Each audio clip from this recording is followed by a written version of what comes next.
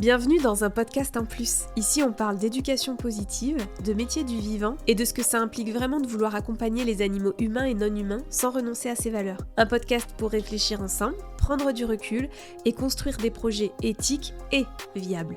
Bonne écoute!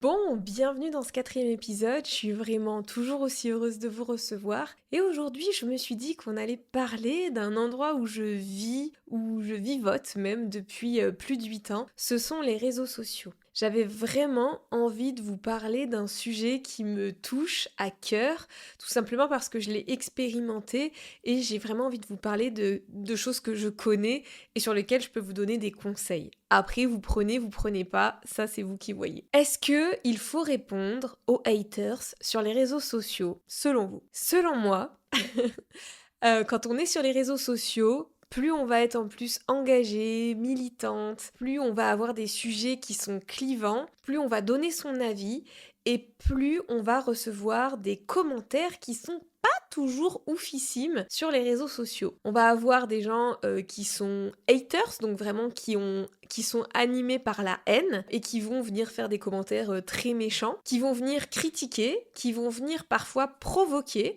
Et parfois vous avez des personnes, alors de votre métier, qui peuvent être dans le même courant que vous ou dans un courant opposé et qui vont venir aussi vous provoquer en commentaire. Est-ce qu'il faut répondre? Est-ce qu'il ne faut pas répondre? Dans un premier temps, on est envahi par la rage, par les émotions, par la colère.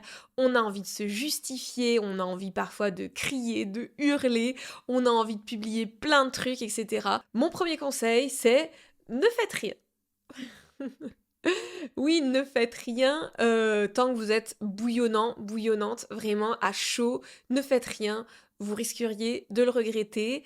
Et surtout, ça va rien vous apporter de bon derrière. C'est-à-dire que quand on commence à répondre à une personne qui nous a fait une critique parfois infondée, parfois non constructive, parfois qui vient juste mettre des choses méchantes, parfois qui vient provoquer et piquer pile là où ça fait mal, eh bien, en fait, si on commence à lui répondre et à se justifier, on le nourrit. C'est vraiment comme ça que je le vois. Ce genre de personnes, ils viennent parce que votre vie, le fait que vous veniez vous exprimer, vos valeurs, ce que vous pensez, ça l'irrite. Et en vrai, c'est son problème à lui ou à elle, mais il vient piquer sous vos commentaires pour vous faire réagir finalement. Et si vous réagissez, il va se nourrir de ça et il va vous emmener dans un terrain souvent qu'il connaît bien où il va vous faire perdre la tête. Il va surtout vous faire perdre de votre temps, de votre énergie et ainsi il va détourner votre temps où vous auriez pu créer d'autres contenus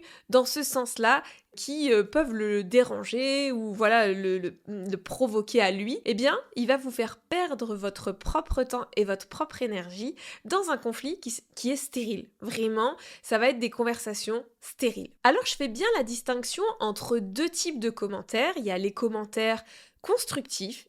C'est complètement ok que certaines personnes ne soient pas trop ou pas du tout d'accord avec vous, mais ces personnes-là en général vont venir avec des arguments, une pensée construite et surtout quelque chose que les haters ou les provocateurs n'ont pas, c'est le respect. On peut venir dire, exposer son point de vue, dire qu'on n'est pas d'accord, pas tout à fait d'accord, ou qu'on n'est plus d'accord avec une personne qui ouvre un débat sur les réseaux sociaux, et c'est complètement ok, j'ai envie de dire, les réseaux sociaux c'est fait pour ça, pour donner son avis. Cependant, là on est sur de la critique constructive ou intelligente, qui amène à un débat constructif et intelligent, parce que je trouve que c'est hyper important de rencontrer dans la vie ou sur les réseaux des personnes qui sont pas d'accord avec nous, que ça soit pas du tout ou pas tout à fait, parce que ça nous force aussi à nous poser des questions et à réfléchir et peut-être à mieux construire notre propre réflexion. Et à côté de ça, il y a les commentaires qui sont provocateurs, qui sont stériles, qui sont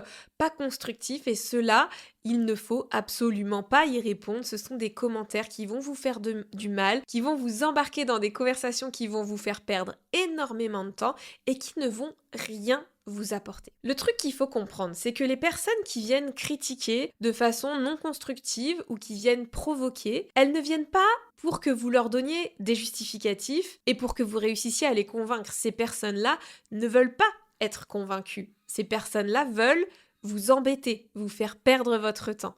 Donc surtout, ne leur donnez pas ce qu'elles veulent. Mon conseil, si un commentaire est méchant ou une critique est pas constructive ou qu'il y a de la provocation, franchement, supprimez. Supprimez ce commentaire.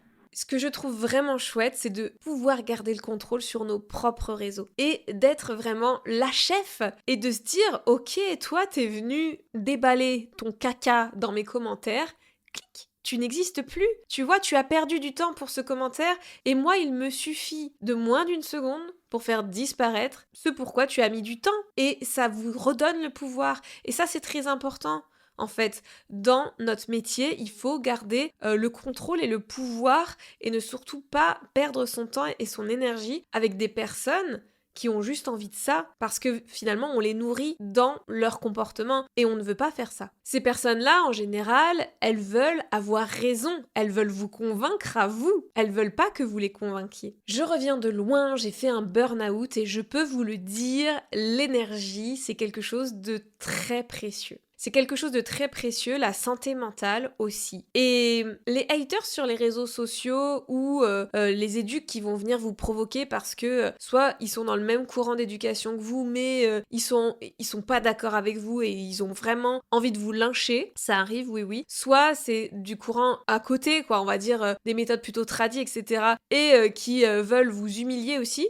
Personnellement, par exemple, moi, on a pris des vidéos que j'ai faites et on les a mis sur des réseaux sociaux, sur Facebook, sur des groupes Facebook, et on m'a menacé, des gens ont rigolé en fait, de me faire tourner au bout d'une laisse, accrocher à un collier torcatus et de me pendre finalement, ce qui est extrêmement violent, mais ne pas donner suite à cette débilité, c'est juste leur faire comprendre qu'ils n'ont aucun intérêt pour nous, voilà. Et c'est des personnes qui malheureusement n'ont pas envie d'être convaincus, ils ont juste envie d'être méchants. Donc il ne faut pas nourrir la méchanceté, il faut l'ignorer et je pense que l'ignorance a beaucoup plus de pouvoir qu'on ne l'estime. L'énergie, c'est précieux.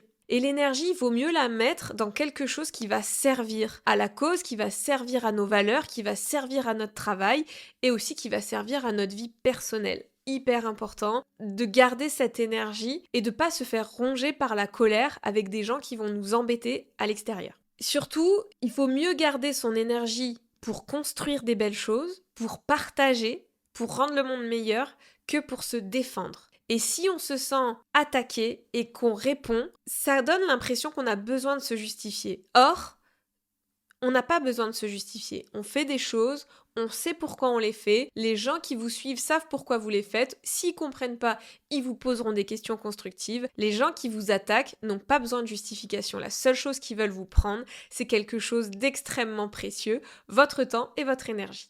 Il y a aussi les éducateurs qui viennent de courants différents, comme des méthodes traditionnelles, qui cherchent à venir vous titiller pour vous déstabiliser, pour vous décrédibiliser. Ne rentrez pas dans les débats.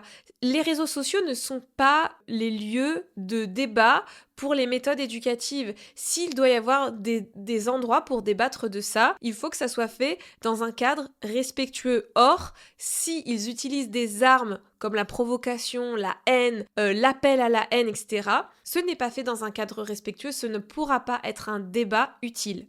Ça sera vraiment une petite guéguerre pour le coup, on pourra le dire. Si on veut un débat safe, sécure, il doit être fait dans un cadre spécifique. On pourra éventuellement faire un autre épisode de podcast, vous pouvez me le dire en commentaire sur les réseaux ou sous ce podcast si ça vous intéresse, mais c'est complètement quelque chose qui peut être fait, de vous expliquer comment on peut proposer des débats intéressants et pertinents tout en étant sécure pour tout le monde. Alors mon conseil, si vous êtes sur les réseaux sociaux et que vous souhaitez soutenir et continuer de parler de ce qui vous tient tellement à cœur, que ce soit les animaux, l'éducation positive ou les deux ensemble, alors continuez de le faire. Continuez de faire du contenu pédagogique, continuez de prendre la place sur les réseaux sociaux, d'expliquer, continuez de montrer votre travail, continuez de vous former et de former les gens. Et continuez à accompagner avec bienveillance les humains qui ont envie de mieux comprendre leur chien, de mieux comprendre l'éducation positive.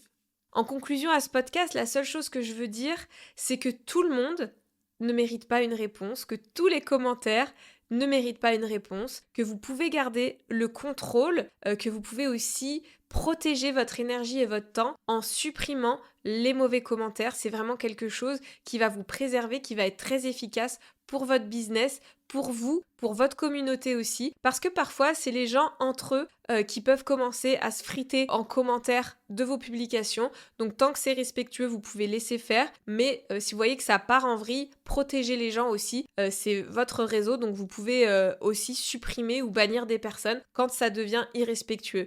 Et d'avoir le contrôle comme ça sur quelque chose, c'est un petit peu notre petit univers à nous, nos réseaux sociaux. Eh bien, c'est hyper important de le faire. Tout le monde ne mérite pas une réponse, tout le monde ne mérite pas votre énergie, et le silence, c'est parfois la réponse la meilleure et la plus professionnelle. N'oubliez pas que votre objectif, ce n'est pas de gagner des débats, votre objectif, c'est de continuer d'aider des humains et des chiens dans l'éducation positive, dans la vie de tous les jours, et ça, c'est important de le garder en tête. Si cet épisode vous a parlé, n'hésitez pas à le partager ou à en discuter sur les réseaux sociaux. Un podcast en plus, c'est aussi un espace d'échange et de réflexion collective. On se retrouve très vite pour un nouvel épisode.